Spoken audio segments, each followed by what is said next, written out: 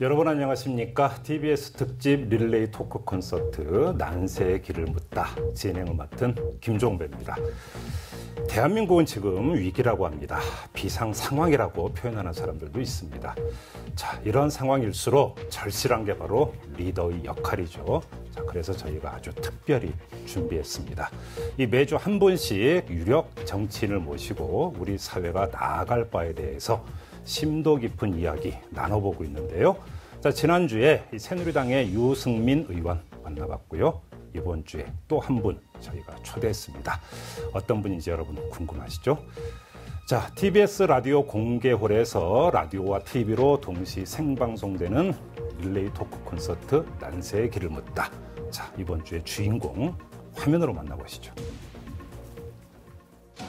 자, 분명히 말씀드릴 거는 정부는 서민 증세하고 국가 빚 늘려가면서 복지를 축소해갔지만 성남시는 정해진 세금 잘 관리해서 빚 갚고 정부 지원 받지 않고 빚 내지 않으면서 세금 아껴서 새로운 복지 정책을 만들었고 무상교복, 공공산후조리원, 청년배당.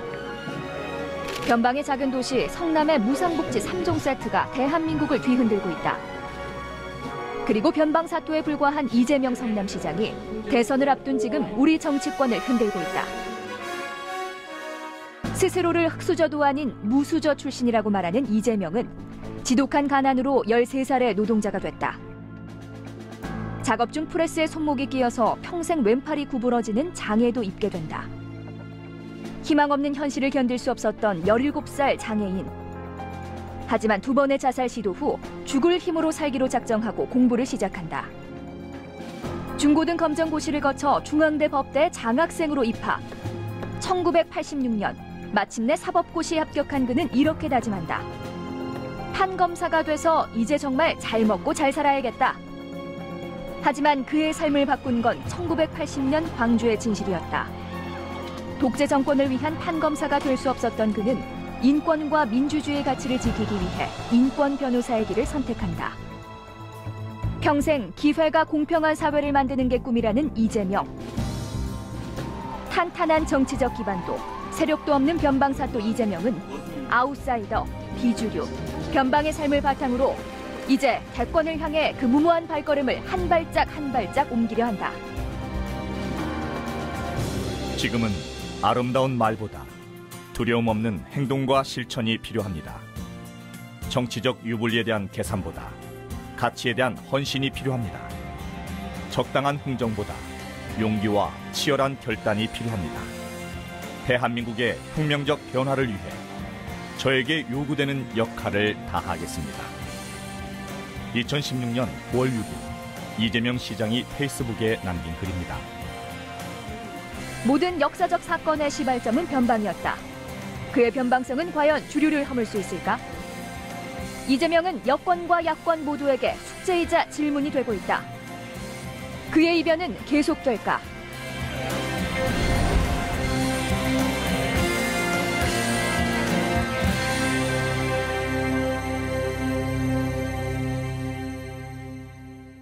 네, TBS 라디오 프로그램이죠. 색다른 시선 김종배입니다에서 마련한 릴레이 토크 콘서트 난세의 길을 묻다. 오늘의 주인공은 바로 여러분이 지금 화면에서 만나보신 것처럼 이재명 성남시장입니다. 요즘 아주 핫한 분인데요. 어서 오십시오. 네, 감사합니다. 네. 생각보다 많은 분이 계신 것 같아요. 지금 저기 보니까 이재명 짱 히트다 히트 그런 거 혹시 시키셨습니까? 저는 전혀 시키지 않았는데요. 네. 역시 극성스러운 분들이 아니 팬한테 극성스럽다는 표현을 쓰시면 어떡합니까? 아니 남의 방송국까지 와서 저러고 있으면 안 되는 거 아닙니까? 또 나가주세요. 감사합니다. 네. 어제 팬 모임 있었죠? 네, 어제 좀 많이들 오셨죠. 엄청 모인 걸로 뉴스가 나오던데요? 몇 명이요? 저희는 대개 한 2,000명 정도 오시면 좋겠다 생각했는데 네. 아마 주최 측에서 이렇게 카운트를 하다가 2,870명인가 해서 그만했다 하더라고요.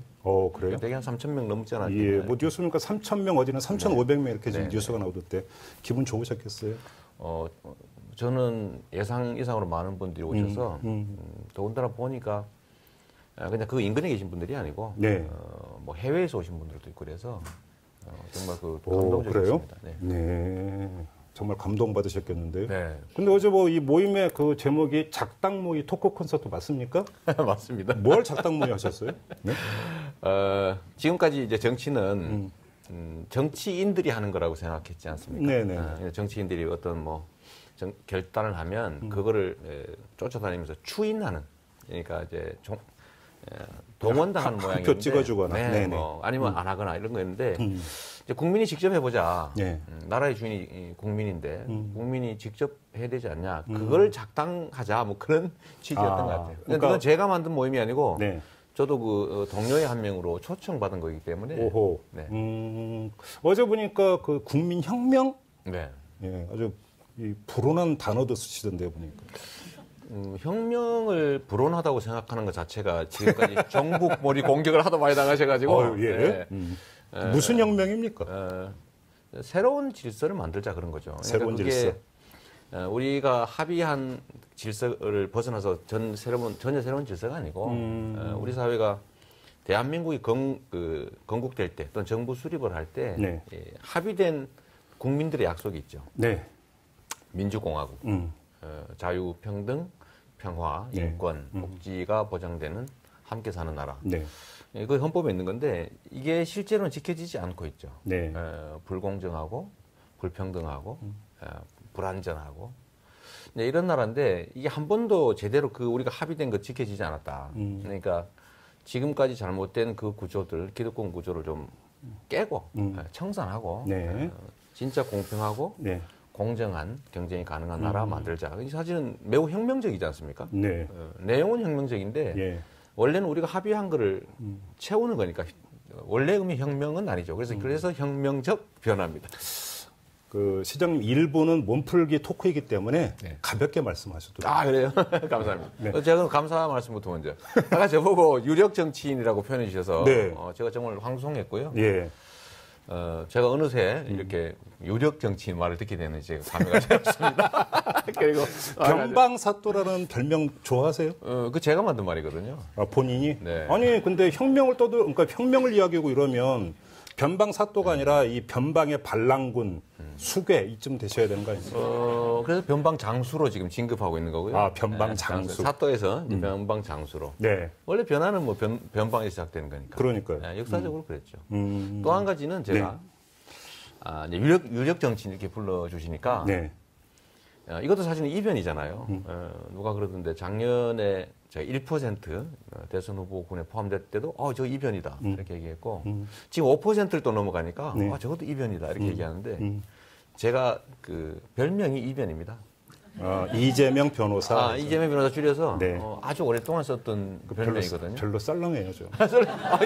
이건 사실이라서 하는 얘기예요. 네. 그래서 앞으로도 계속 이변은 잠깐 왔다 가는 게 아니라 이변은 이 자리에 있다. 뭐 그런 뜻으로. 알겠습니다. 안 썰렁하죠? 네, 일부 이 몸풀기 토크는 간단히 마치겠는데요. 자, 이 색다른 시선 김종배입니다에서 마련한 특집 릴레이 토크 콘서트입니다. 난세의 길을 묻다. 우리 애청자 여러분들 함께 만들어가는 특집 토크 콘서트입니다. 색다른 시선 김종배입니다에서 마련한 특집 릴레이 토크 콘서트 난세의 길을 묻다. 이재명 성남시장과 함께 하고 있는데요. 저희가 이 릴레이 토크 콘서트이다 보니까 지난주 출연자에게, 다음 주 출연자에게 꼭 전하고 싶은 질문 하나를 부탁을 드렸습니다. 그래서 지난주 출연자인 새누리당의 유승민 의원이 이재명 시장께 질문을 하나 주셨는데요. 한번 어떤 내용인지 함께 보시죠. 다음 초대 손님에게 꼭 하고 싶은 질문 하나 부탁드립니다. 바로 이재명 시장에게 하고 싶은 질문 하나 부탁드리겠습니다. 저는 제가 늘 정치하면서 나는 왜 정치하는가 이렇게 묻는데요. 우리 이재명 시장님에게 정치란 무엇입니까? 이렇게 묻겠습니다. 네. 정치란 무엇입니까, 시장님? 우리 국민들을 배부르게 하는 거죠. 배부르게 하는 것이다. 네. 예. 정치의 가장 핵심적인 역할은 이제 억강부약하는 겁니다. 그러니까 자꾸 뭐요? 억강부약이라고. 문자 쓰시니까 공부 좀 하십시오. 예, 문자 쓰시니까.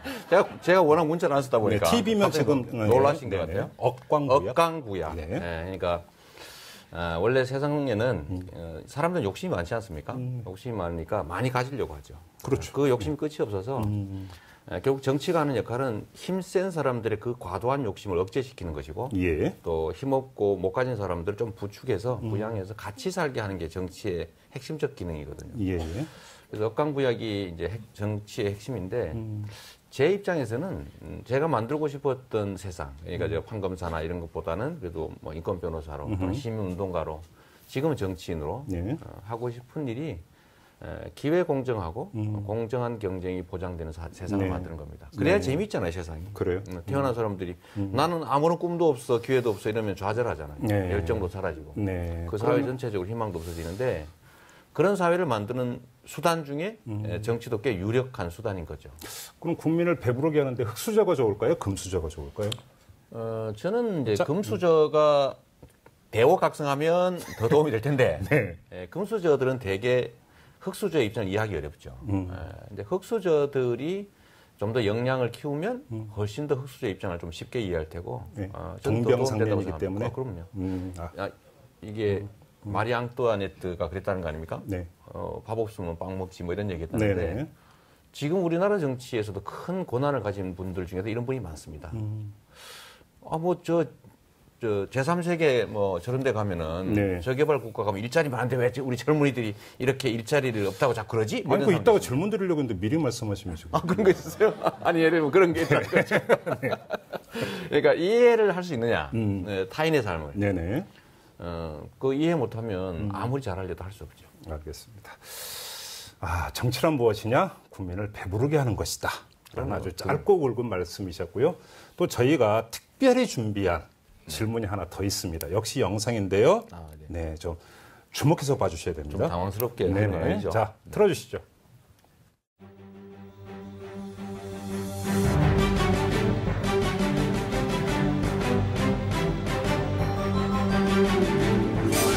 구호쇼 백반토론.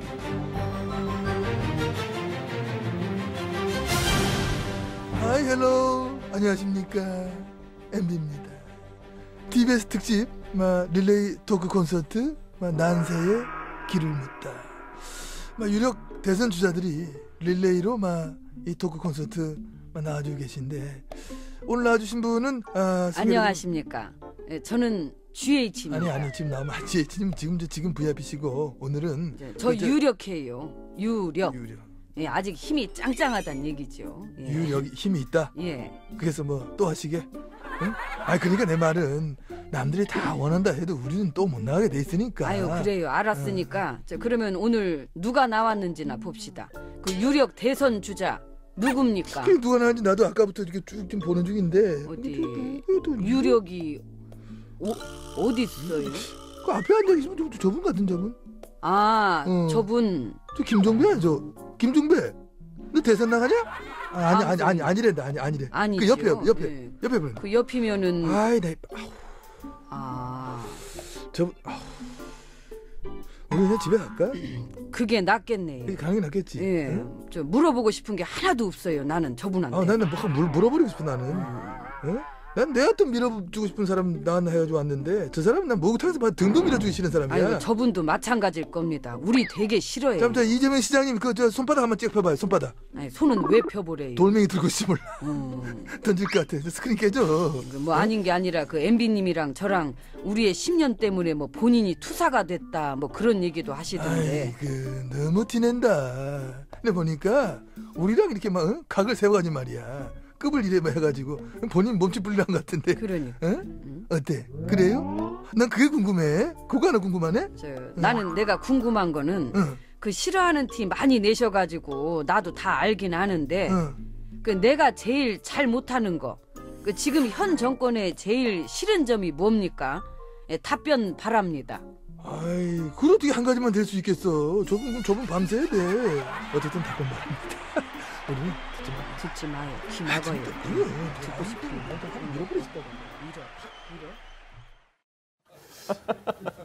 아니 웃지 마시고 답변을 하셔야죠.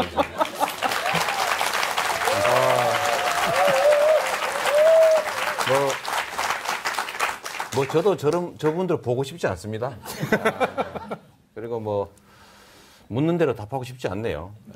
그래도 굳이 물으시니까 네. 답을 드리면 우리 이명박 전 대통령께서 저보고 각을 세워가지고 몸집 불리려고 하는 거 아니냐 이러시는데 맞습니다. 그거야 뭐 물어보지 않아도 뻔한 건데 그 저분들이 너무 잘못했잖아요. 뭐 예를 들면 국민들이 낸 세금 막 강바다에 갖다 퍼붓지 않나. 뭐 해외에 뭐 100억밖에 안 하는 저기 뭐 못 쓰는 광구 뭐 이런 것들을 막 조 단위로 주고 사고 막 이 돈을 마구 퍼다 버렸잖아요. 그러니까 저는 이명박 대통령이나 이런 분한테 아, 저 사람하고는 다르구나 하는 걸 보여주고 친한 척하면 절대 안 되죠. 그럼 나쁜 사람 되는데. 네. 그러니까 저는 안 친하다. 저 사람 싫어한다. 나는 다르다. 이걸 자꾸 강조를 해야 되니까 당연히 각을 세워야죠. 역시 각을 세우니까 제가 여기까지 온 거 아닙니까? 아, 자꾸 저한테. 닮으신 것 같아서. 그다음에 우리 박근혜 대통령께서 뭐 이번 신년 기자회견 때도 성남시를 콕 집어가지고 뭐 청년들한테 돈 주는 거 그거 누가 못하냐 이렇게 말씀하셨다는데 사실 박근혜 대통령님은 그런 거 못합니다.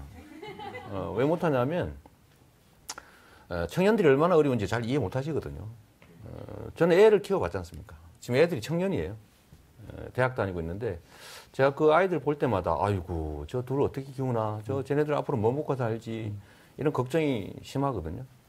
그러니까 이 세상 사람들이 어떤 어려움을 겪고 있는지를 좀 이렇게 겪어보거나 아니면 좀 직접 들어보거나 소위 소통을 하거나 뭐 이러면 좀 많이 아실 텐데 잘 모르시는 것 같아요. 복지 늘리는 거 보고 뭐 악마라 그러고 뭐 덕분에 제가 복지 대마왕 돼가지고 제가 또 유명해지고 뭐 지지율도 올라가고 했습니다만 사실 3대 무상복지도 정부에서 막 막아서 제가 또 싸우고 이러다 보니 국민들이 쳐다보고 그래서 유명해졌는데 저는 우리 박근혜 대통령님이 뭘 그리 싫어하냐 그러는데 국민들을 나라의 주인으로 생각해야 되거든요. 그런데 나라의 주인으로 생각 안 하고 무슨 이 지배하고 있는 대상으로 생각하시는 것 같아요. 그러니까 뭐 국민들이 무슨 생각을 하든 어떤 주장을 하든지 별로 뭐 관심도 안 갖고 네. 또 자기 마음대로 하고 그런 게 저는 제일 싫은 점인데 알겠습니다. 저는 국민들하고 가깝게 지낸다는 걸 자꾸 강조해서 그 차이를 만드니까 역시 지지율 획득에 도움이 되는 것 같아요. 그러니까 이제 그 현 정권에서 제일 못한 건 시장님을 핍박한 거다. 제일 잘한 거죠, 제 입장에서. 알겠습니다. 넘어가겠습니다. 네. 지금 많은 분들이 문자 주고 계시는데요. 네. 지금 2767님을 비롯한 많은 분들이 지금 문자를 주고 계시는데 질문 내용은 거의 대부분이 개헌입니다. 아, 오늘 네, 그렇죠. 오늘 그 박근혜 대통령이 국회 시정연설에서 개헌 이야기를 하지 않았습니까? 네. 자, 이 그 문자 메시지를 통해서 지금 쇄도하고 있는 질문 가운데 공통되는 게 이 대통령의 개헌 발언 의도를 어떻게 보시나요? 라는 질문입니다. 저는 뭐 우순실이 입을 만드는 거다 이렇게 생각합니다. 우순실? 네, 이불 덮어주려고. 네, 이불. 네. 그러니까 우병우, 최순실 이 두 분들이 요새 좀 춥지 않겠어요? 예. 막 여러 군데서 이렇게 괴롭히고 이러니까 좀 따뜻하라고 덮어주는 네. 이불이다. 그러니까 개헌 적기라고 말하면서 개헌을 얘기했는데 실제로는 이 우순실, 그러니까 우병우, 최순실 뭐 이런 측근 비리, 권력 비리들을 국민들이 워낙 비판을 많이 하고 네. 또 지지도가 떨어지니까 개헌 문제라고 하는 걸 던져가지고 그런데 그 문제를 좀 덮어보려는 시장님을 하려고 하는 거 아니냐. 시장님을 비롯해서 많은 그 정치인들이 이제 개헌 필요성을 강조를 하지 않았습니까? 그렇게 네. 본다면 거기에 대한 화답으로도 받아들일 수 있지 않을까요? 그런데 네. 뭐 어떤 분이 그러시던데 만약에 이게 충분히 숙고해산 거라면 네. 뭐 이번에 예산안이라도 좀 올리고 네. 뭐 법무부 장관한테 물어라도 보고 그래야 되는데 노회찬 그 정의당 네. 원내대표가 오늘 트윗에 그걸 그렇더라고요. 지적을 했어요. 아무도 모르더라. 예. 갑자기 한 거죠. 네. 급조된 것이다. 급조된 거죠. 네. 그리고 이때까지는 개헌 문제에 대해서 매우 이렇게 소극적이었었거든요. 네네. 그런데 갑자기 이거를 시정연설에 들고 나온 이유는 그야말로 이 개헌 문제를 국가의 이익이나 네. 아니면 우리들의 미래 거기에 초점을 맞춰서 생각한 게 아니라 어떻게 하면 내 근처에 있는 이 복잡한 문제들을 확 덮어버릴까 네. 이런 정략적 아마 욕심이 더 크지 않았냐 그러면 생각합니다. 지금 이 오늘 시정연설에서 개헌을 언급한 것 자체가 급조된 것이고 또 네. 개헌의 어떤 진정성 자체가 의심된다면 네. 대통령의 개헌 추진 방침이라고 하는 게 정치권에서 그동안 계속 이야기되어 왔고 앞으로 더 이제 탄력을 받게 되는 개헌 논의에 네. 오히려 부정적인 영향을 미칠 것이다 이렇게 보시는 겁니까? 그렇습니다. 지금 제가 한번 자료를 뒤져보니까 예. 우리 박근혜 대통령이 전에 노무현 참여정부 말기에 개헌론이 나왔을 때 원포인트 개헌을 제안한 적이 있었죠. 네. 아주 담백했죠. 네. 그때 이분이 하신 말씀이 있어요. 모든 문제를 거기다가 다 덮어버리려고 하는 거냐. 네. 이런 개헌과 같은 중요한 문제는 다음 대통령에게 넘겨라. 네. 이렇게 말했거든요. 예. 본인이 하신 말씀이에요. 네. 근데 지금 우리 박근혜 대통령이 그야말로 임기 말에 말로 권력형 비리, 측근 비리가 막 난무하는 그래서 네. 그 원인도 못 밝히고 있는 상황에서 뜬금없이 네. 갑자기 개헌 문제를 던지는 거는 국가 미래에 관한 심각한 의제들을 네. 개인적 또는 자기 집단의 정치적 이익으로 위해서 활용한다, 예. 이용한다. 그래서 결국은 개헌의 필요성이나 그 중요성을 좀 희석시키는 옳지 않은 일이다 이렇게 생각합니다. 알겠습니다. 이제 본격적으로 현안에 대한 어떤 질문 드리고 있는데요. 저 우리 애청자 여러분 함께해 주시기 바랍니다. 50원의 유료 문자인데요. 우물정 0951, 우물정 0951로 여러분의 의견이든 질문 보내주시면 실시간으로 이 방송에 반영을 하도록 하겠습니다. 자, 뭐 말씀은 충분히 알겠는데요. 자, 그런데 또 듣는 이에 따라서 이렇게 아니 지금까지 개헌하자고 주장을 했는데 대통령이 개헌하니까 저거는 진정성 의심된 거 뭔가 꼼수가 있는 것 같다. 그럼 어쩌란 말이냐. 이렇게 반문할 사람들이 많을 것 같아요. 그러니까 하지 말자는 게 아니고 네. 중심을 옮겨야 된다는 거죠. 중심을? 중심을 옮기는 게 예를 들면 지금 행정부 안에 무슨 개헌 추진단을 만들겠다, 뭐 추진기구 만들겠다 이런 개헌 안까지 제시한다고 했습니다. 네. 대통령은. 네. 그런 것보다는 이제 국민의 대의기구라고 할 수 있는 국회로 네. 그런 문제들은 좀 넘기는 게 옳은 것 같고. 잠깐만요. 그러면 그 대통령 행정부는 개헌안을 제시할 필요가 없고 해서도 안 된다 이런 입장이십니까? 그런 건 아니고요. 네. 주도권을 행정부가 갖는 게 옳지 않다는 겁니다. 네. 왜냐하면 행정부라고 해봐야 지금은 대통령 거의 1인인데 네. 뭐 장관한테도 묻지 않는 판이니까요. 의견도 안 가르쳐줬다는 거 아닙니까? 근데 지금 잠깐만 주도권이라는 표현이 좀 애매한데 지금 우리나라 헌법에 따르면 대통령도 개헌안 발의권이 있습니다. 물론. 그렇죠. 발의권이 그러면 있는데. 저 대통령이 그 행정부에 지금 개헌 조직을 만들어서 개헌안을 마련하겠다고 오늘 시정연설에서 아예 명시적으로 밝혔는데 그냥 그러면 예스도 한번 그 대답을 해 주십시오. 그러니까 행정부에서 개헌안을 마련해서 제시하는 것 자체에 찬성하십니까? 반대하십니까? 그게 지금은 아니다 그런 겁니다. 지금? 저희가 개헌 자체를 반대하는 게 아니라 저는 예. 좀 정책의 좀 일관성, 지속성을 위해서 4년 중임제 정도가 맞다고 보고요. 예. 더군다나 이게 권한이 너무 대통령한테 집중돼 있으니까 네. 좀 수평적 분권도 좀 하고 또 지방자치단체의 권한을 거의 대로 뺏어간 판이니까 이제 자치 분권을 좀 강화하는 그야말로 분권형의 4년 중임제 개헌 정도가 맞다는 게 제 이제 소신인데 예. 문제는 이런 얘기를 지금 할 때가 아니다는 거죠. 개헌 논의를 지금 할 때가 아니라는 네, 겁니까? 지금이 그럼 아니라- 그 정치권도 포함되는 말입니까? 그래 하더라도 행정부가 하면 지금은 아닌 거죠. 어. 국회나 또 시민사회 진영이나 뭐 국민들 속에서 자연스럽게 네. 이 얘기들이 좀 진행되도록 예. 좀 서포트하는 쪽으로 가야지. 본인 예를 들면 대통령 또는 행정부에서 이 뭐 기구도 만들고 안도 만들고 뭐 거기서 주도를 해나가면 모든 현안들이 다 거기에 묻히게 되죠. 근데 지금 말씀을 들어보면 권력 구조만 개편을 원포인트 개헌이 아니라 지방 분권형 개헌까지 언급을 하신 거는 포괄 개헌으로 가자라는 말씀이시고. 저는 뭐 그래야 된다고. 그럼 여러 기본권 문제도 다시 조정이 돼야 된다는 건데 거기에는 개헌 논의에 상당한 시간이 소요가 됩니다. 그렇습니다. 쉽지 그렇게 않습니다. 본다면 지금 시동을 걸어도 시간이 촉박한 거 아닙니까? 오히려? 똑같은 얘기를 해도 네. 나쁜 의도를 가진 쪽이 주도하는 경우하고 선의를 가진 쪽이 주도하는 경우는 완전히 다릅니다. 예. 또 시점도 지금 저는 최순실 지금 어디 갔는지 지금 막 기자들이 전 세계를 찾으러 다니고 있지 않습니까? 네. 그리고 우리 창조경제니 뭐 들어갔던 20조 원 그 어디다 썼는지 뭐 이런 국민의 피 같은 돈 또 국민이 맡긴 권력이 제대로 행사됐는지 하는 문제는 정말 심각한 주제인데 예.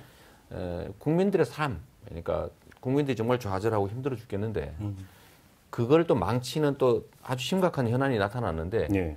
이 개헌 문제를 그 문제를 일으킨 쪽이 주도를 하게 되면 정치적 의도가 다분하니까 네. 주체의 중심도 좀 바꾸고 또 시기도 좀 조정하고 네. 그렇게 할 필요가 있다고 보는 거죠. 알겠습니다. 아직 좀 모호한 부분은 좀 남아 있는데 그건 나중에 좀 추가로 보충 질문을 할 수 있을 박근혜 때 대통령이 모호해서 그래요.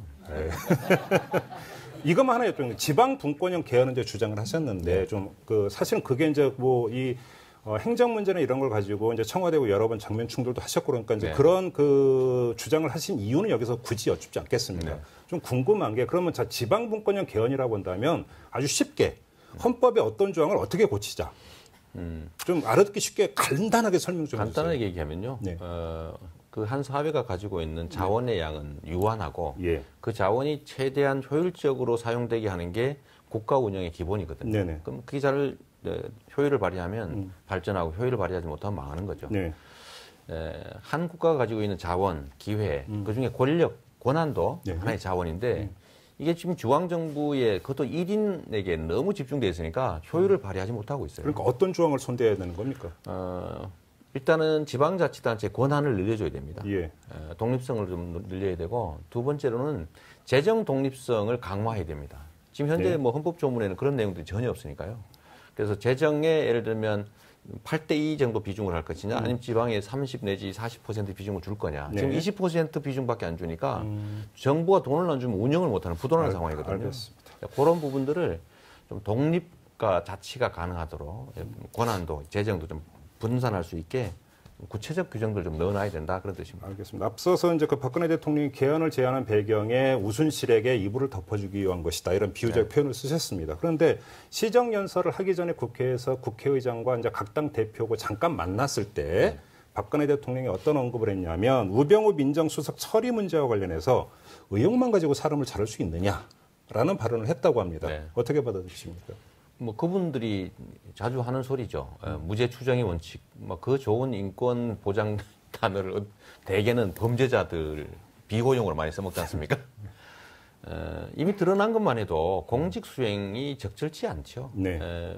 범죄자이기 때문에 법적 자격이 없다는 얘기가 아니라 공적 권한을 사적으로 남용하는 예. 공정하게 행사하지 않는 사례들이 발생하면 이미 공직자로서 권한 그 자격을 상실한 거니까. 네네. 말이 안 되죠. 뭐 우병우, 최순실 그걸 둘러싼 예를 들면 청와대를 포함한 네. 권력기관의 그 난맥상이라고 하는 거는 뭐 관심 있는 국민이면 다 아는 건데 본인만 모르는 거예요. 그러면 우병우 민정수석이 청와대에 남아있음으로써 나타나는 가장 큰 문제가 뭡니까? 난맥입니까? 국정 난맥입니까? 본인들 스스로도 문제를 교정할 기회를 잃고 있는 거죠. 그래요? 네. 왜냐하면 자기들의 문제를 자기 스스로의 힘으로 덮고 있으니까. 예. 대한민국의 권력기관들, 예를 들면 검찰이든 경찰이든 뭐 모든 권력기관들은 청와대의 지휘를 받는데 예. 그 지휘를 실제 행하고 있는 그 사람이 예를 들면 그 사람에 대한 수사 자체를 또 자기가 보고받는다는 거 아닙니까? 예. 불가능하죠. 통제가 불가능한 상태로 그야말로 뭐 알겠습니다. 저 또 7835님이 문자를 주셨는데요. 당연히 뭐 이 질문 나올 거라고 아마 우리 시장님도 예상을 하셨을 텐데 송민순 회고록 관련해서 이 문재인 대표의 기억이 나지 않는다라는 발언 어떻게 생각하나요? 라는 문자를 주셨습니다. 이런 질문 진짜 어려운 질문입니다. 뭘 예상하셨으면서. 네. 저는 문재인 대표님이 뭐 거짓말 하시는 분이 아니니까요. 네네. 뭐 그분이 그런 분이라고 믿기 때문에 네.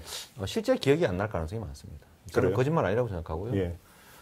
저는 이 문제를 우리가 볼 때 10년 전 일인데 10년 전에 과연 그때 세세한 이걸 기억하기 실제 쉽지 않습니다. 네. 기록을 가지고 있다면 모르겠는데 지금 이제 기록도 없을 테고 또 말 잘못했다고 혹시 꼬투리 잡히면 안 되니까 예. 정확하게 세세하게 기억해 보려니까 기억이 안 났을 것 같아요. 예.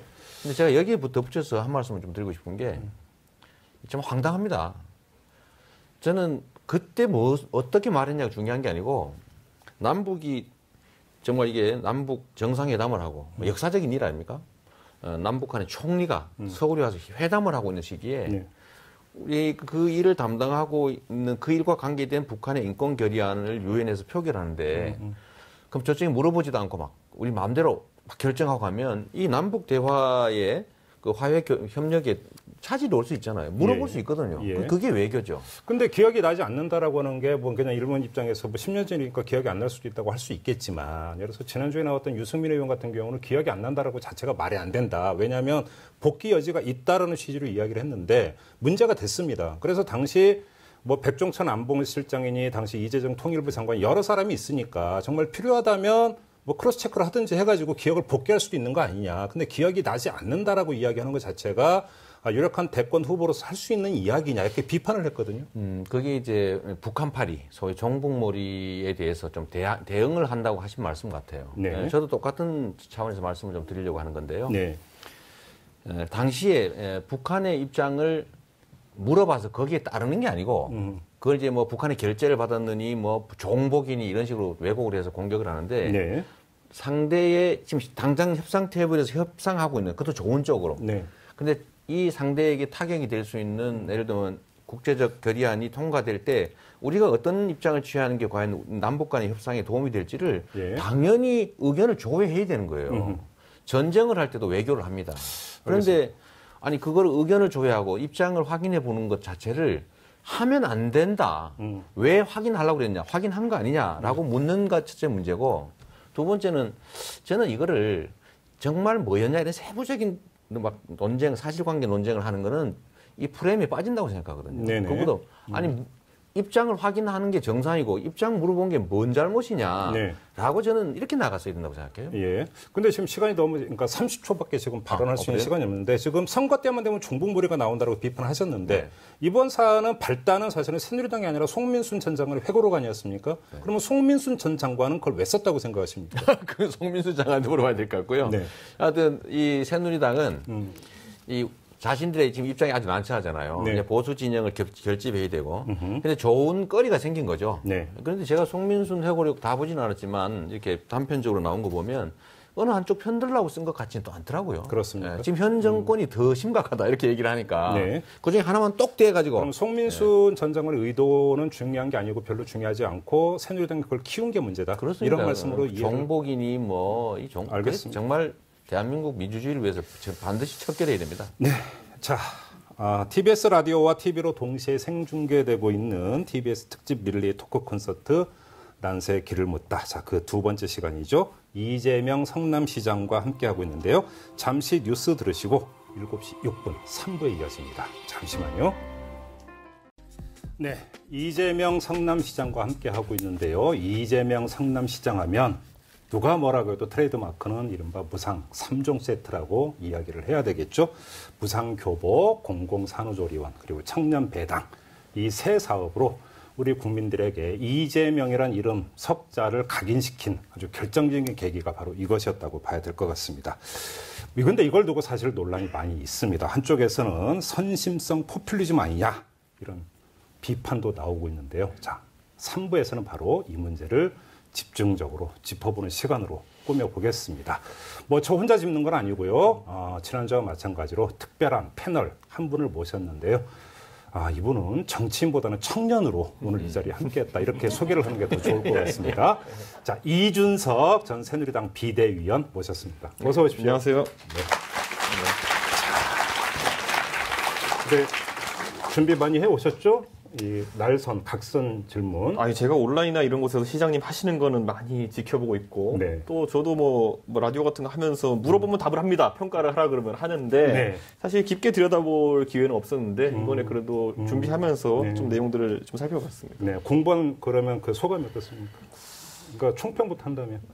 사실 공부는 참 재밌게 했고요. 네. 왜냐하면 이 부분에 대해서 우선 성남시 내에서 뭐 어쨌든 실험적인 성격으로 지금 하고 있는 거 아니겠습니까? 이것이 전국으로 확산될 수 있는 가능성이 것인지를 지금 놓고 실험적으로 하고 있는데 뭐 제가 가장 재밌게 그 사실 성남시 의회 사이트를 굉장히 많이 들여다봤어요. 그 안에 보면은 하나하나 이런 개별 정책마다 경론이 벌어지는데 사실 국회는 그런 게 요즘 좀 드물잖아요. 보면은 다들 뭐 드러눕고 뭐 이렇게 정치적인 사안으로 이렇게 싸우는 곳이 많은데 성남시의회는 이런 정책적인 사안으로 다투고 있는 것 같아가지고 좀 재밌게 공부를 했습니다. 알겠습니다. 자, 그럼 뭐 꼭 제가 뭐 이렇게 마이크를 안 드리더라도 자연스럽게 자유롭게 질문해 주십시오. 자, 부탁드릴게요. 우선 뭐 이 3종 세트라고 이제 표현될 수 있는 3대 무상복지안에 대해 가지고 현재까지 진행되는 상황을 평가하신다면은 기대보다도 성과가 많습니다. 원래는 그냥 저희 입장에 평이한 정책이었는데 정부에서 이거를 이제 막 대대적으로 막고 또 심하게 막 소송까지 가면서 충돌하고 남경필 지사님은 뭐 성남시 상대로 뭐 대법원에 금지 소송까지 내고 이러다 보니까 유명해졌죠. 그러니까 세상 사람들은 성남시가 이것만 하나 보다 이렇게 생각하게 됐는데 이거는 성남시가 잘해서 유명해진 게 아니고 정부가 지방자치단체에서 독자적으로 했던 사업 중에 요 세 개를 막다 보니까 또 이 막는 걸 또 성남시가 순순히 또 응하지 않고 그다음 밀어붙이고 그다음에 충돌이 발생했죠. 이게 세상에 물구경, 불구경, 싸움 구경이 이 3대 구경거리인데 정부하고 지방자치단체 싸우니까 저게 뭔가 싶어서 많은 분들이 관심을 가지게 됐고요.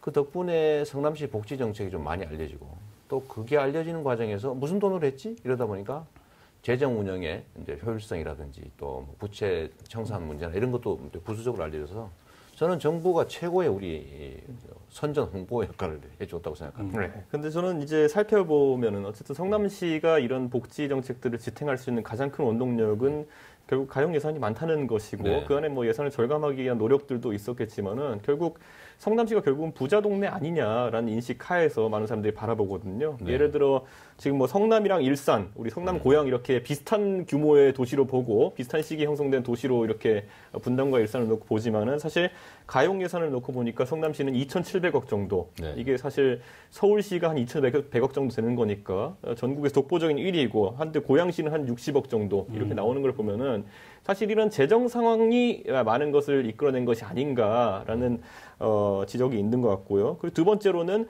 그렇다면은 우리가 이 재정 상황이 이렇게 현격히 차이나는 상황 속에서 그럼 성남시가 어쨌든 뭐 이런 경우 있지 않습니까? 우리가 뭐 아버지 입장에서 봤을 때 예를 들어 아들이 뭐 사달라고 했을 때 또 아들이 뭐가 필요할 때 부잣집 애들은 뭐 원하는 거 다 사줬는데 만약에 우리 집은 그럴 형편이 안 됐는데 옆집에서 그런 모습을 자꾸 보이게 되면은 위화감이 될 수도 있는 부분이고 그러다 보니까 성남시가 너무 앞서 나가는 것도 또 경계하는 분들이 있습니다. 그래서 시장님께서는 우선 지금 당장 대권 출마 선언 하셨잖아요. 보니까 네. 어제 하셨죠. 하셨는데 그렇다면 이 성남시에서 하는 정책들이 나중에 전국 단위에서도 시행될 수 있는 정책이라 보시고 지금 추진하시는 건지 아니면 지금 성남시의 재정이 여유롭기 때문에 그 돈을 쓰는 과정 속에서 이렇게 우선순위를 배분하신 건지 좀 궁금합니다. 네.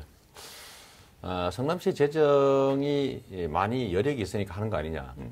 첫 번째 제가 답을 드린다면 이 똑같은 제가 취임할 당시나 지금이나 가용 예산 규모는 똑같습니다.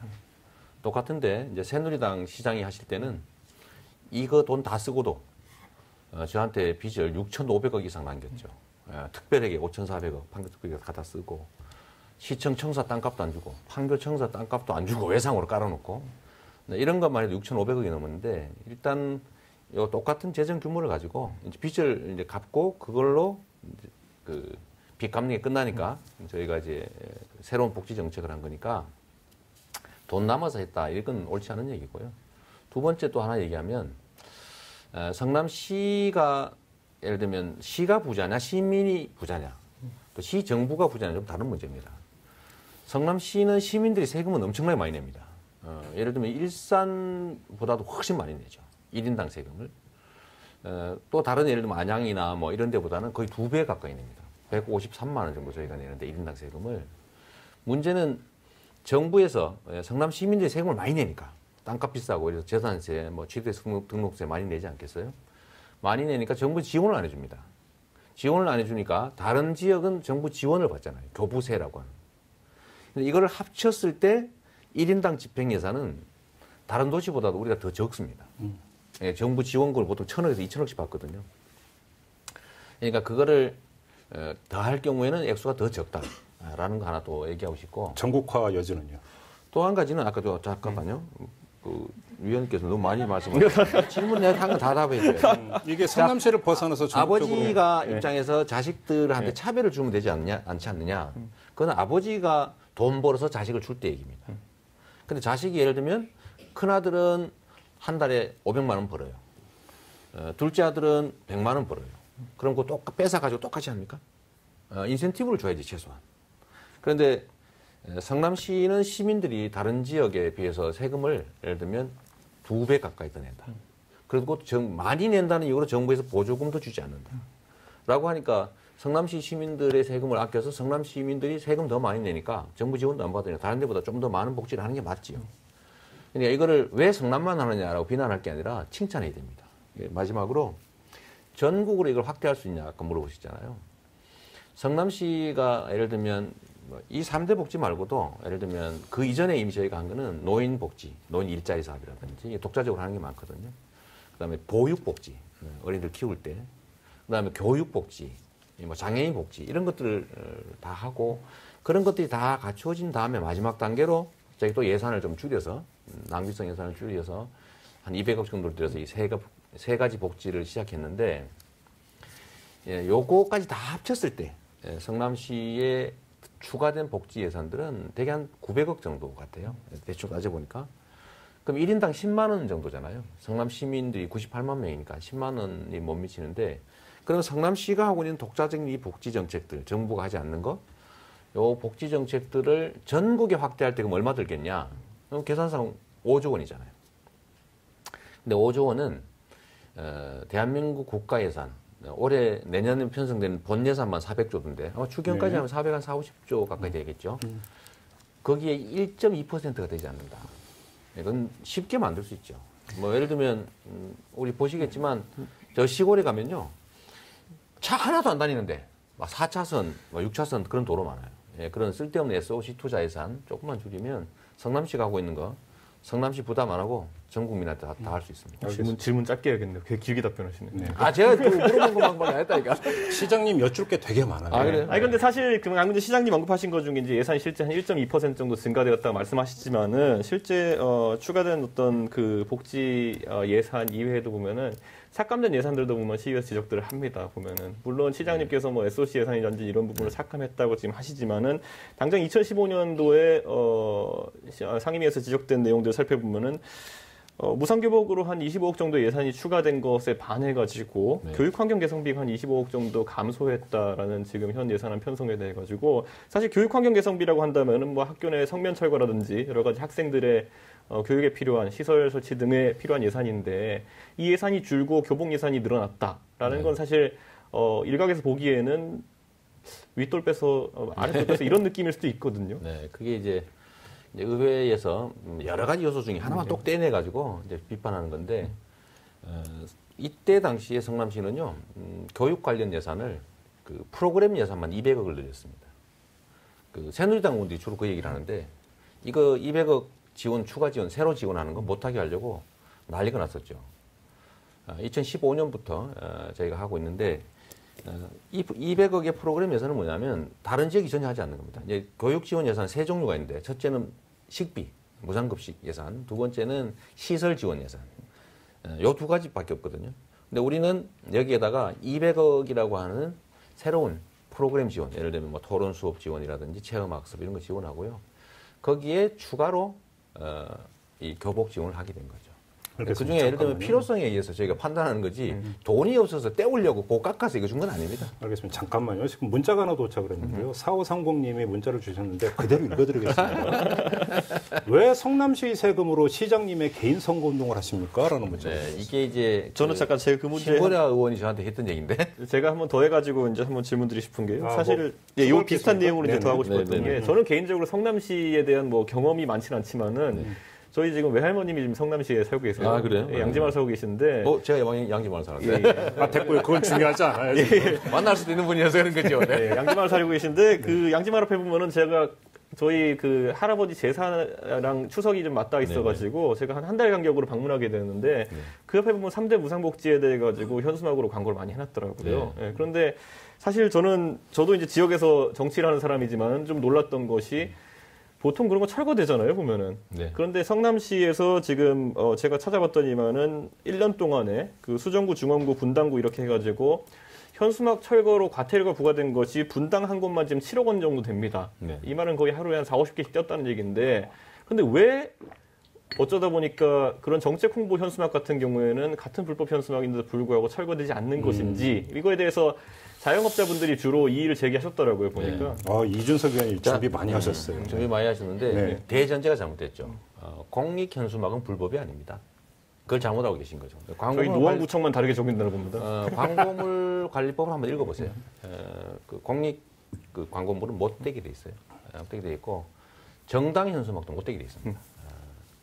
근데 특히 3대 무상복지 관련된 거는 신청자들이 신청을 안 하는 경우가 상당히 많습니다. 몰라서. 왜냐하면 우리가 개인정보 때문에 개인적으로 추적이 안 돼요. 신청 안 하면 기회를 잃게 되고 그러면 그 못 받게 됩니다. 그거 얼마나 억울하겠어요. 그래서 홍보를 하는 거죠. 예, 신청하십시오. 때가 되면. 그것도 그렇고 저것도 그렇죠. 산후조리비. 신청했는데 일정 기간이 지나면 못 받게 돼서 조례. 그러니까 당연히 알려줘야죠. 근데 그거를 시정 홍보 아니냐, 성과 홍보 아니냐 이렇게 얘기하는 것 좀 문제가 있고요. 아까 그 문자에 하는 얘기, 시 돈으로 개인 홍보하는 거 아니냐. 원래 대의민주주의라고 하는 것은 뽑힌 대리인이 행정을 잘해서 맡긴 권한을 잘 행사해서 인기를 얻어서 다시 또 권한을 부여받고 하는 과정입니다. 그건 대의민주주의의 본질이죠. 이게 대중에게 유리한 정책을 집행하고 잘하고 또 인정받고 그렇게 하기 위해서 제가 노력한 거지 내가 안 한 거를 했다고 뭐 홍보를 했다든지 그런 건 아니죠. 저도 여기서 질문 하나만 드릴게요. 그 지금 3대 무상복지를 보면은 타겟이 확실합니다. 그 무상교복, 네. 그다음에 그 공공산후조리원, 청년배당 모두가 주로 이제 10대부터 30대까지 네. 부모 세대를 놓고 보더라도 장년층 이상을 벗어나지 않는. 그러니까 정치적 타겟팅이 이미 설정돼 있는 것이 아니냐라고는 정치적 의심도 있거든요. 그렇죠. 그 점은 어떻게 보세요? 그게 이제 오해라는 거죠. 네. 저희가 청년이나 이제 교육복지, 보육복지를 중시하기도 하지만 그 이전에 이미 장애인 복지 예산은 이미 제가 취임한 후에 한 3배 가까이 올라갔고요. 네. 그 제일 취약하더라고요. 하다못해 장애인 단체 간부 인건비를 100만 원 주고 있어요. 그거 어떻게 삽니까? 그 대개 행사비나 이런 것들을 좀 조정하거나 해서 좀 비공식적으로 돈을 만들고 있더라고요. 그 제가 다 금지시키고 복지 예산을 많이 늘렸죠. 예를 들면 장애인 복지 택시도 법정 대수가 42대인가 그러는데 10대인가 밖에 없어요. 그런 거 다 사고. 그럼 운영비 올라가잖아요. 그런 거 하고 또 노인들 10만 원씩 받는 일자리 뭐 이런 것도 하고 더 급한 거 먼저 하고 또 보육복지들 뭐 예를 들면 어린이집 또는 복지관 복지사들 지원금 올리고 그런 것들 다 했는데 그 다음에 마지막 단계로 우리가 하고 있는 요것이 정부가 막으면서 유명해진 거지. 요것만 하는 건 아니에요.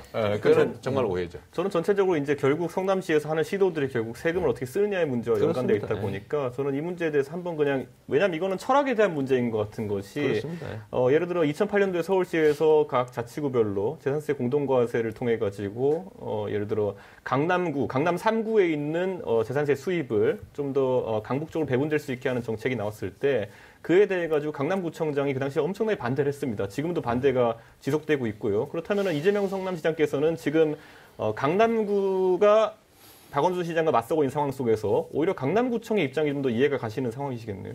강남구는 결국 그렇게 결정해가지고 강남구가 걷는 세금의 50%를 다른 지역들과 아마 공유하고 있을 겁니다. 그런데 그게 반발이 엄청 심했던 거죠. 물론이죠. 그런데 성남시는요, 이미 경기도는 자치단체들이 걷고 있는 취득세, 등록세의 55%를 이미 도하고 나누고 있어요.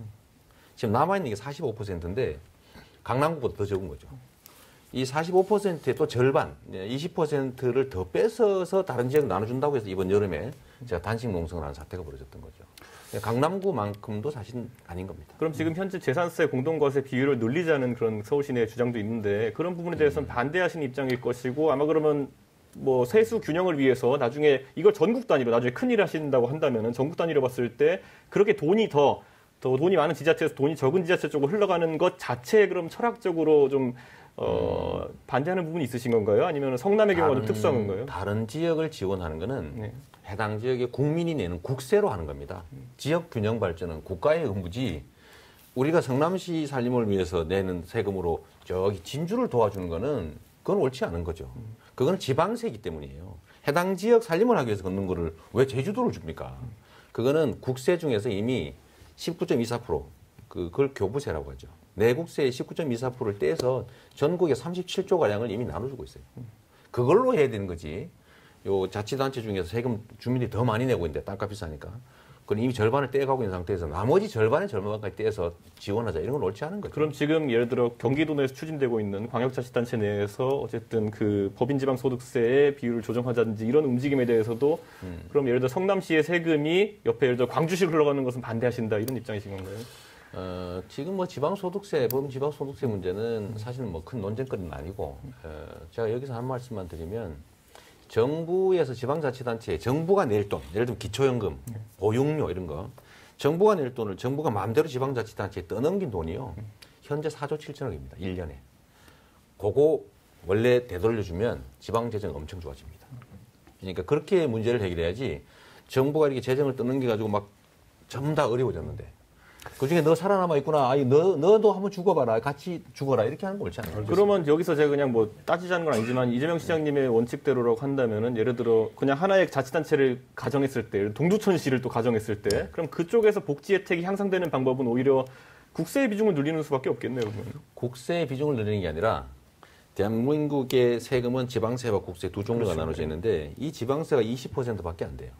이 20%밖에 안 되는 정부가 낼 돈을 계속해서 떠넘긴단 말이에요. 그러니까 지금 여력이 점점 없어지는 거죠. 그러니까 공무원 월급도 못 주는 상태인데 국세를 걷어서 보조를 해줘야 되는 말씀이시죠? 보조를 해주는 게 아니라 그렇게 하고 있죠 이미. 네. 동두천이 인건비를 못 낼 정도가 되면 그러면 인건비를 안 주느냐 그건 아니에요. 국민들이 내는 세금으로 국세로 다 채워줍니다. 그렇다 보니까 정부가 지원하는 돈을 합치니 1인당 예산은 성남시보다 훨씬 많은 상태가 된 거죠. 알겠습니다. 그러니까 이거를 국가가 도와주는 방식이 아니라 지방세의 비중을 늘려서 자율적으로 쓰게 해주라는 거예요. 자금의 성격을 바꿔주라는 거지 쓰는 돈을 늘려달라는 게 아닙니다. 네. 쓰는 자금의 성격을 자율적 예산으로 만들어야 아끼면 딴 데 쓸 수 있고 그래야 효율성이 발휘되죠. 자, 잠깐만요. 네, 1779님이 문자를 주셨는데 또 이 질문이 있습니다. 무상 3종 세트 예산이 8년이면 동난다던데 시장님 임기 끝나도 지속 가능한가요? 라고. 저거 어디서 나온 소리? 전혀 주셨네요. 사실이 아니에요. 이게 우리가 저축해놓은 돈을 쓰는 게 아니고 네. 매년 들어오는 매년 저축 편성해서 수입을 매년 가지고 집행하는 거죠? 세입을 가지고 세출을 편성하는 거니까 네. 우리가 뭐 저축해놓은 돈 쓰다 떨어지고 그런 거 아닙니다. 저 진행자가 준비한 질문이 짧게 두 개만 하나. 저때 아까 잠깐 그 남경필 경기지사가 청년배당 관련해서 소송 언급을 하셨잖아요. 좀 화나죠. 네, 신계가 많이 불편하신 것 같은데 그래서 이 질문 준비했습니다. 네. 남경필 경기지사가 야당과의 연정을 해오지 않았습니까? 네. 그것도 되게 그럼 비판적으로 보십니까? 제가 그래서 그랬다니까요. 아니, 연정이라고 하는 게 복지 권한은 야당이 주고 같이 동거하거나 결혼한 건데 아니 야당이 반대하는 그러니까 추진하는 복지 정책을 권한을 뺏어가지고 도지사가 소송까지 하고 이러면 그거 파혼한 거 아니냐. 그래 파혼해라. 연정 깨라. 이렇게까지 얘기했죠. 청년배당 관련해서 이제 깡 논란이 잠깐 있지 않았습니까? 그때 우리 이준석 의원도 깡 얘기하신 거 아니에요? 깡이요? 제가 그 한 언론과 인터뷰하신 내용을 잠깐 읽어드리겠습니다. 네. 그러니까 상품권 대신 현금을 줬다면 아무 문제가 없겠냐라고 반문을 하시면서 현금으로 주면 원래 용도와 더 다르게 사용됐을 것이다. 지역 화폐를 준 것은 다 이유가 있었다. 이렇게 말씀하신 기억나시죠? 아, 그럼요. 자, 왜 제가 이걸 지금 읽어드렸냐면, 자, 그러면 서울시의 청년수당을 어떻게 평가해요? 청년수당. 그것도 그러니까 현금으로 주고 있지 않습니까? 아니, 그건 취업 지원금이니까요. 네. 근데 그거를 용도를 지정해서 근데 학원 보내주고 이렇게 하면 안 되잖아요. 네네. 각자가 필요한 걸 써라. 이제 재량권을 좀 많이 주는 건데 저는 서울보다는 우리 성남시처럼 저는 지역의 복지 지출은 가급적이면 지역 화폐를 주는 게 좋다. 우리나라의 제일 문제는 뭐냐면 다 중앙정부에 너무 집중된다는 거예요. 일극화돼 있죠. 네. 그러니까 돈이 다 여의도로 모여가지고 창고로 들어가 버려요. 그러니까 동네에서 돌 수 있게 최소한 제가 청년배당 또는 이제 산후조리비 이런 것들을 해도 성남시에서 그것도 대형 유통점이나 이런 데 말고 골목 상권에서만 쓸 수 있는 그럼 서울시에서도 지역 화폐 만들어서 줄 수 있는 거 아니겠습니까? 있죠. 그건 뭐 서울 사정이고. 그러니까 이걸 주면 최소한 한 번은 지역 경제를 거쳐서 가게 되죠. 그러니까 이거를 하나의 정책으로 두 가지의 정책 목표를 이루는 겁니다. 근데 이 중에 약간의 부작용이 있을 수 있죠. 예를 들면 그걸로 누가 말해도 엄마한테 깡을 할 수도 있죠. 어머니가 장을 많이 보니까죠. 주로 엄마한테 깡을 제일 많이 했더라고요. 보니까. 조사도 해봤어요. 현금을 바꾼 거지 엄마하고. 근데 그런 경우도 있고 뭐 친구한테 줄 수도 있고 애인한테 줄 수도 있잖아요. 아니면 돈 좀 받고 팔 수도 있었겠지. 그러나 이거를 그 나타난 부작용 조금보다는 지역 경제에 반드시 한번 순환하고 혜택이 돌아가는 불편함을 주는 대신에 네. 지역 경제는 크게 도움이 되죠. 저는 그런데 재래시장 매출이 아무도 올랐거든요. 이준석 의원 지금 시간상 아마 마지막 질문이라고. 아, 진짜요? 벌써 이렇게 대화하다 보니까 시간 너무 짧죠. 네. 네, 진행은 저도 지금 시간이 너무 모자 한 4시간 할까요? 아이고요. 네, 그 불러주시면 하겠습니다. 네. 자, 짧고 아주 마지막 질문을 좀 던져주셔야 될 것 같습니다. 네. 근데 사실 뭐 그 교복 무상교복 같은 경우에도 지금 진행되는 과정 속에서 사실 뭐 제도의 취지 자체는 이해하겠지만은 이번에 진행하면서 원래는 현물 지급도 고려 대상에 넣고 있었잖아요. 네. 그래서 그 위원회 선정 과정도 이제 조례를 하고 했었는데 문제는 이번에 어떻게 시간이 안 맞다 보니까 현금 지급을 하게 되어 있습니다. 그래서 이것이 혹시 너무 조급하게 혹자들은 대권 스케줄을 맞춘 거 아니냐라는 이야기가 있는데 어떻게 보십니까? 그게 아니고 예. 저는 정책을 만들 때 네. 아주 복합적으로 만들어요. 저는 지금 교복이 문제가 뭐냐면 무상으로 주는 것도 중요한데 이게 제3국에서 싸게 만들어 와서 대기업에 그 상품만 붙여서 비싸게 마진 붙여 팔잖아요. 그거보다 국내 생산을 하게 해야 된다. 그래서 성남시 안에 교복 생산 업체들이 있거든요. 거기서 자체적으로 생산하게. 그러면 성남시 내 고용도 늘어나고 매출도 늘어나죠. 이렇게 하려고 했는데 자꾸 정부에서 반대를 하고 소송하고 그러니까 만약에 그걸 생산을 위탁을 했다가 이 사업이 취소되면 그 사람들 손실을 어떻게 할 겁니까? 그러니까 지금 어쩔 수 없이 조합은 다 만들어 놓고 조합 구성이 다 돼 있어요. 생산 준비 다 돼 있습니다. 돼 있는데 그냥 내년에도 현물로 줘야 될 것 같아요. 전현금으로. 이건 어쩔 수 없는 거죠. 정부에서 소송하고 이러니까 혹시 진짜 만약의 경우에 못하게 되면 준비한 사람도 어떡합니까?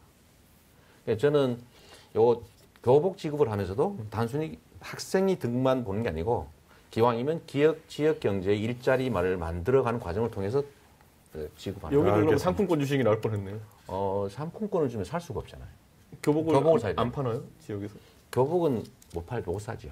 왜냐하면 교복 매장은 일종의 체인점들이라서 상품권 사용 대상이 아닙니다. 네.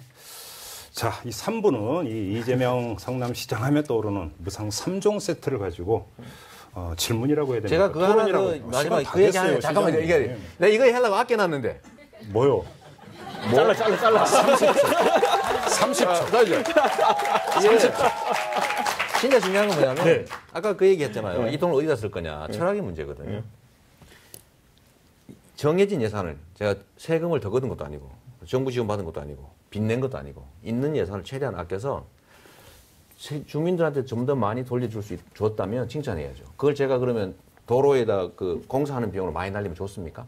그냥 이거는 사실은 그 복지를 늘리는 거는 국가의 의무고 헌법 네. 34조 2항 국민의 권리다. 이거를 공짜니 포퓰리즘이니 이렇게 비난하면 안 되는 거죠. 그건 정말 알겠습니다. 칭찬받아야 마땅합니다. 주민세 올리셨죠? 안 올렸다니까. 아니, 이것도 나갔으니까 아닌데 진행에 좀 협조를 좀 해주세요. 네. 주민세를 올렸다는 했는데 성남만 주민세를 안 올렸어요. 성남만 주민세를 안 올렸어요. 네.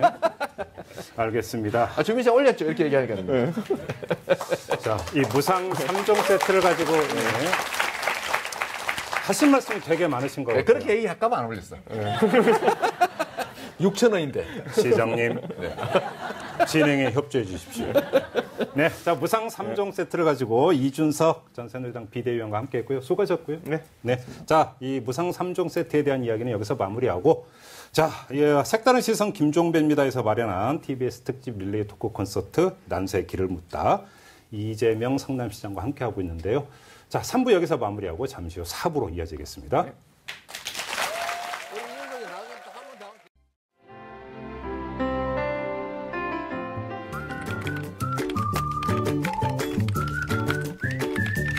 네, 4부는 이분과 함께합니다. 색다른 시선 김종배입니다에서요. 이 뉴스보다 재밌고 뉴스보다 뜨거운 무작위 댓글을 전해주시는 분인데요. 이숙현 시사 칼럼니스트 모셨습니다. 어서 오세요. 안녕하세요. 자, 안녕하세요. 네.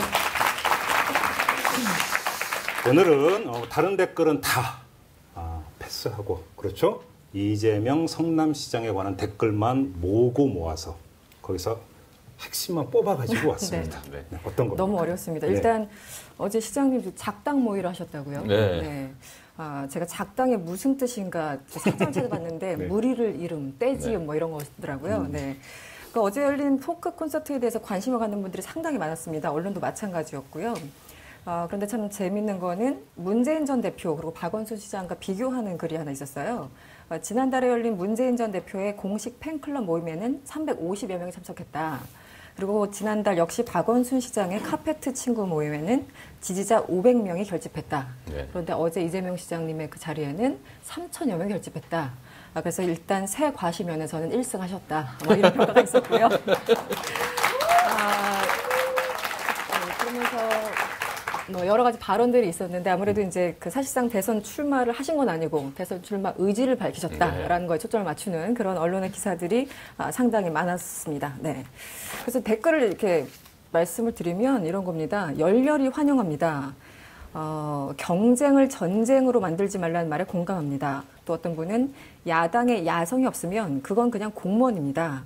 돌파형 리더십 이 시장님을 지지합니다. 이런 정말 그 좋은 댓글이 굉장히 많았어요. 네.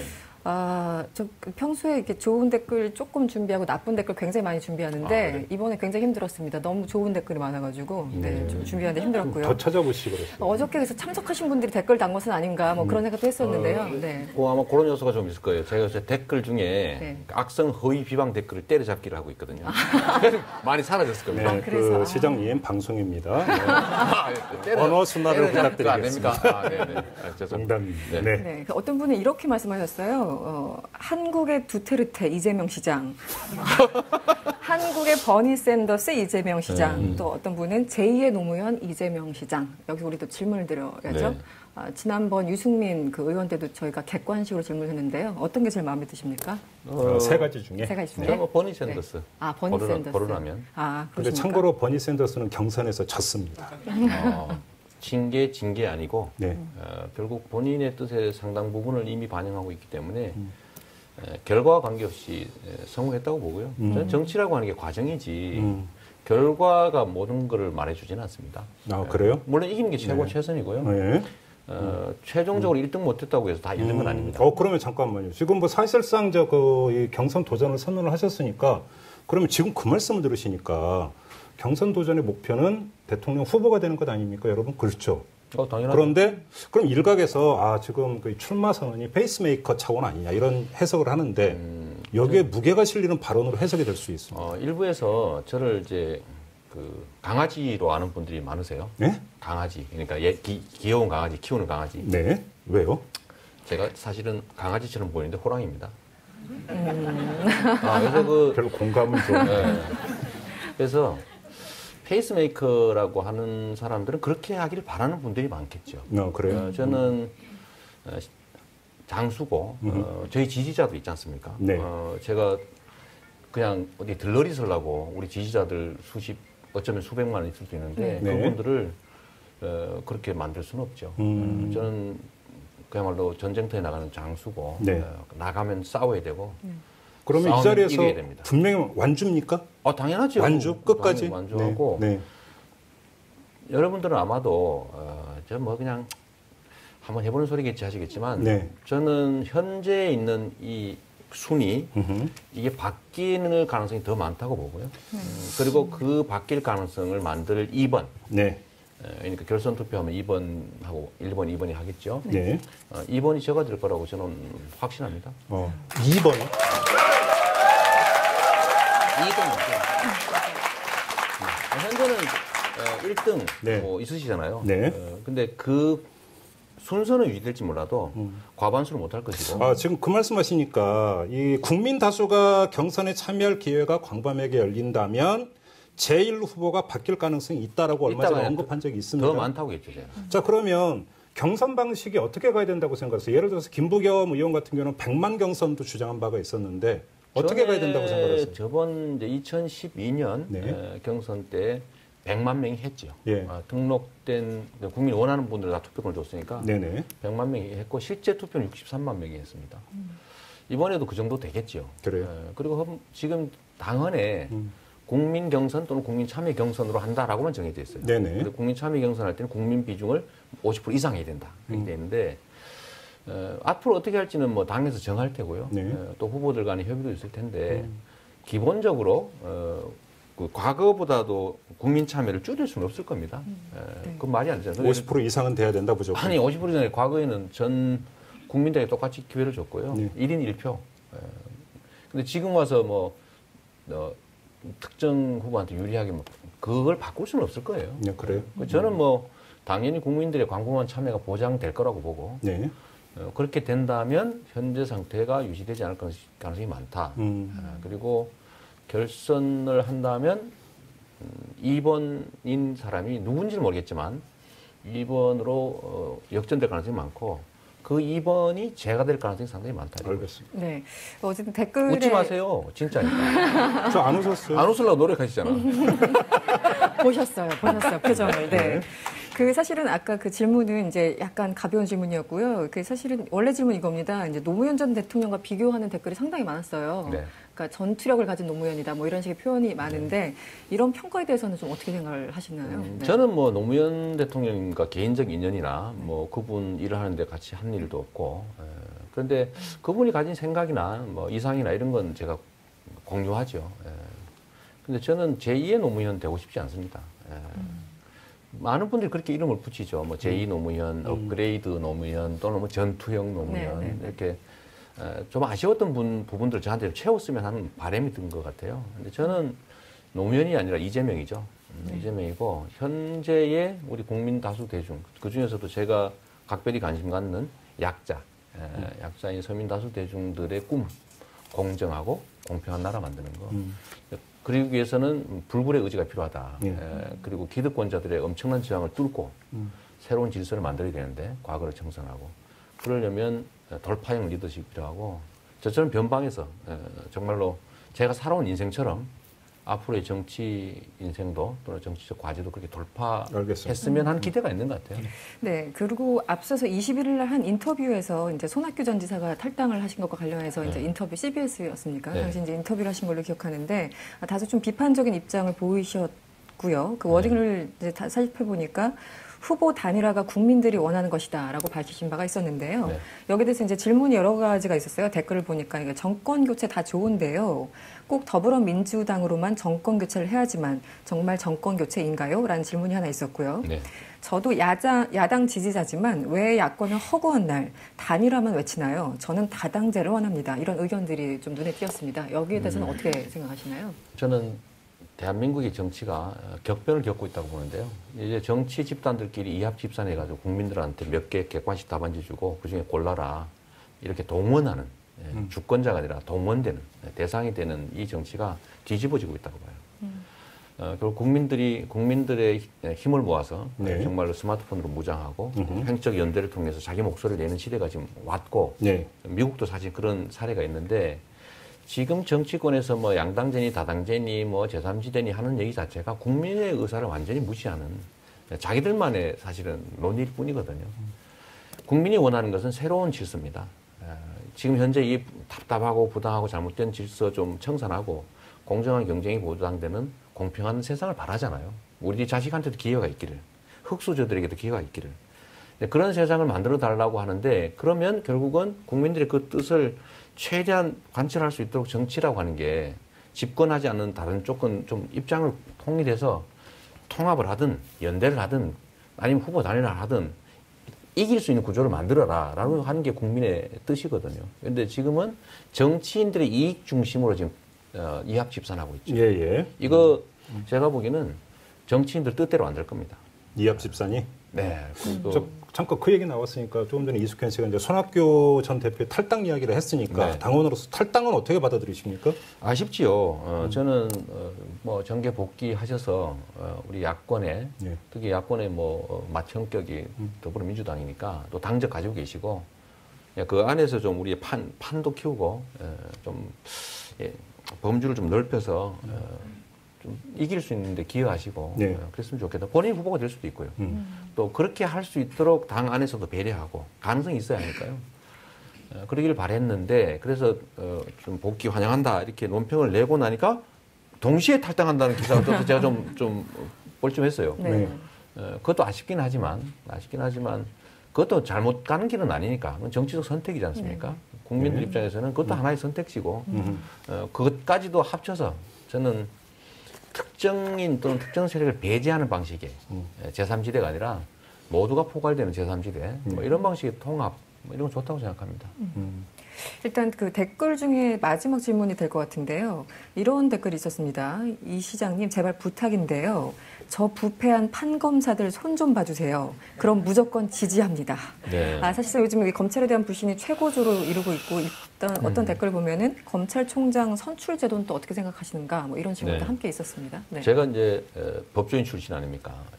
뭐 같은 책임감을 느끼죠. 그리고 화나기도 하고 국가의 최고 보루는 공정한 사법제도거든요.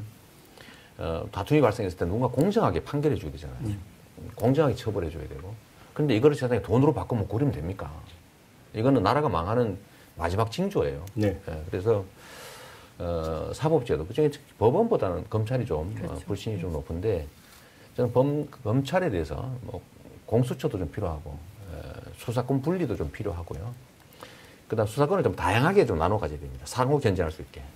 그리고 마지막으로 검찰을 예를 들면 대통령이 사실상 이렇게 좌지우지하는 거 옳지 않기 때문에 검찰총장이든 아니면 각 지방별 검사장이든 주민 직선제를 도입할 필요가 있다고 생각합니다. 저희는 이제 조만간 뭐 공약이나 이런 거 발표하게 될 텐데 그때 검찰 그냥 예를 들면 그냥 단순히 개혁 정도가 아니라 미국식으로 검찰총장 뽑으면 검찰총장이 국민의 책임을 지지 않습니까? 네네. 좀 그런 쪽으로 가는 게 맞다고 생각합니다. 알겠습니다. 지금 뭐 우리 애청자 여러분들의 질문들 계속 들어오고 있는데요. 앞서서 잠깐 언급하면서 제3지대에서 이합 집산이 아니라 전체가 한데 모이는 걸 언급을 하셨습니다. 네. 그 그림을 좀 구체적으로 그려주세요. 어떤 말씀이십니까? 저는 정치공학자가 아니니까요. 네. 저는 뭐 현재 있는 제 위치에서 최선을 다할 거고 네. 뭐 큰 정치적 구도를 만드는 건 제 몫이 아니라고 생각하기 때문에 네.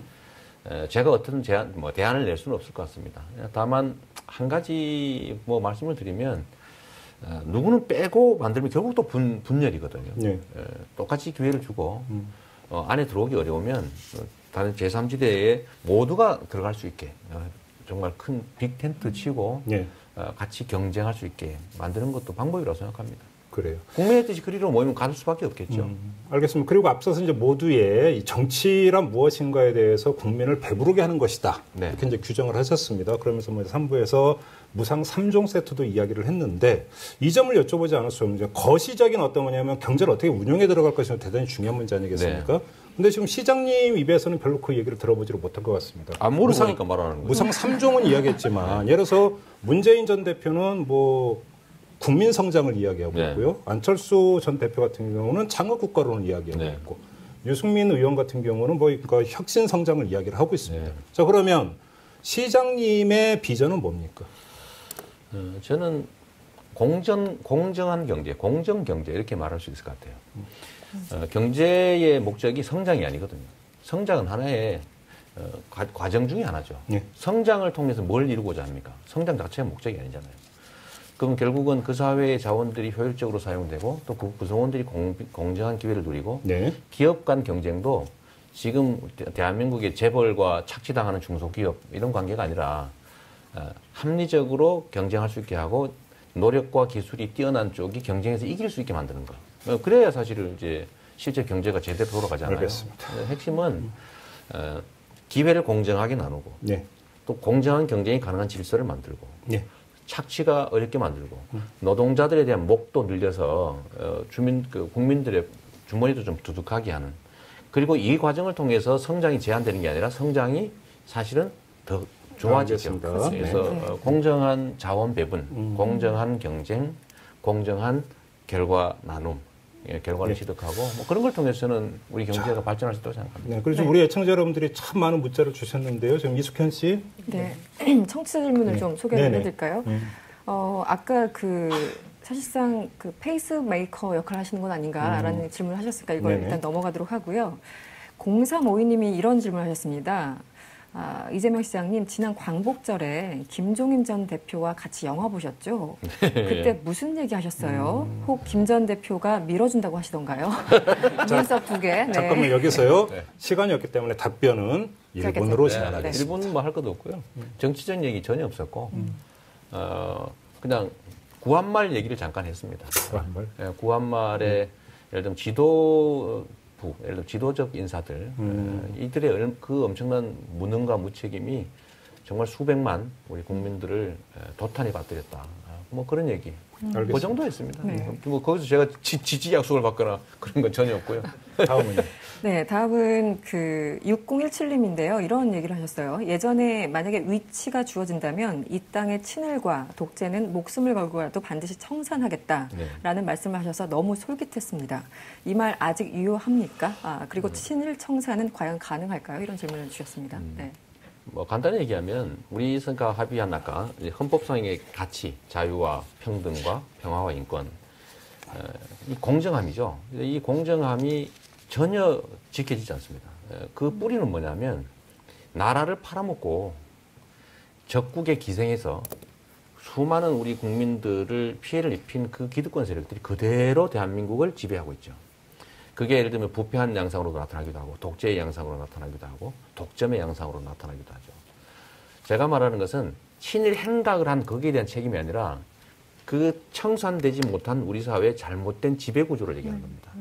그걸 청산하지 못하면 새로운 출발이 불가능해요. 기득권자들은 이미 우리 사회 대부분을 장악했죠. 그 장악한 것들을 양보를 받아야 되는데 양보하지 않습니다. 결국은 국민의 힘으로 법의 이름으로 결국은 뺏어야 되거든요. 알겠습니다. 이거를 하지 않으면 우리의 미래가 없다. 네. 질문 하나만 더 해주시죠. 하나만 더 할까요? 네. 이건 좀 비판적인 시각인데 네. 이 시장님 포함해서 지금 여야 잠룡 중에 지자체장들이 많습니다. 뭐 시장님 포함하셔서 뭐 등등 여러분을 언급하신 것 같은데요. 이 시정이나 도정은 뒷전이고 대권만 관심 갖는 게 어떤 본분에 맞다고 보십니까? 이렇게 준엄하게 비판하시는 글도 있었습니다. 첫째로는 요즘 그 시장이나 이 지도자의 역할을 착각하신 질문 아닌가 싶어요. 선장은 배의 항로를 정하고 그 각각의 기관사든 이 사람들이 잘하고 있는지를 잘 관리하면 됩니다. 막 기관실 쫓아다니고 식당 쫓아다니면서 밥 잘하고 있나요? 막 체크 안 해도 돼요. 그렇기 때문에 방향을 정하고 위기에만 잘 갖추고 질서만 잘 유지하고 있으면 되죠. 방향을 잡는 게 중요하다. 그러니까 한 가지밖에 못할 것이다. 이건 요즘 현대사회에서 멀티플레이어가 중요하잖아요. 근데 그거 하나밖에 못할 거다. 예를 들면 이런 일을 하느라고 시정 못할 거다 하는 건 본인 기준에서 한 얘기 아닌가 싶고요. 또 한 가지는 정치인, 예를 들면 이분들 중에 이런 얘기 하신 분이 있다고 해요.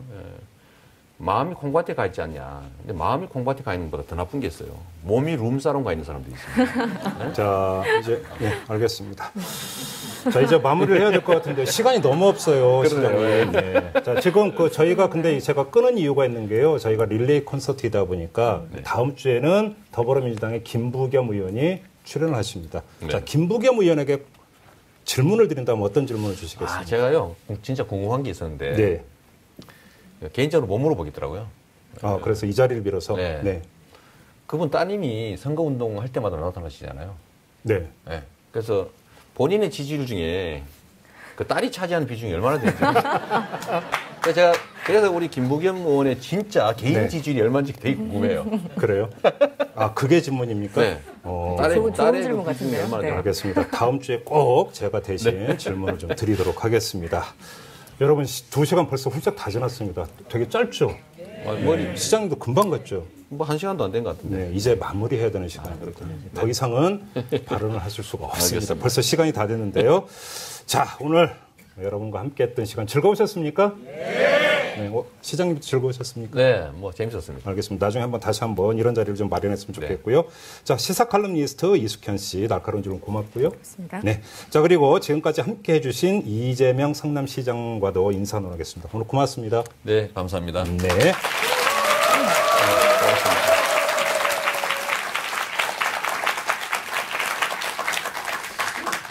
네. 자, 색다른 시선 김종배입니다에서 마련한 아주 특별한 시간이죠. 특집 릴레이 토크 콘서트 난세의 길을 묻다. 자, 오늘 2번째 시간이었습니다. 이재명 성남시장과 함께하는 시간이었는데요. 자, 다음 주는 화요일입니다. 김부겸 더불어민주당 의원과 함께하고요. 자, 다음 주를 기약을 하면서 토크 콘서트는 여기서 마무리를 해야 되고요. 색다른 시선은 내일 다시 방송입니다. 여러분 잘 알고 계시죠? 꼭 들어주시고요. 자, 여기서 여러분께 인사드리겠습니다. 즐거운 시간 되셨길 바라고요. 알찬 시간 되셨길 바라겠습니다. 고맙습니다. 지금까지 김종배였습니다.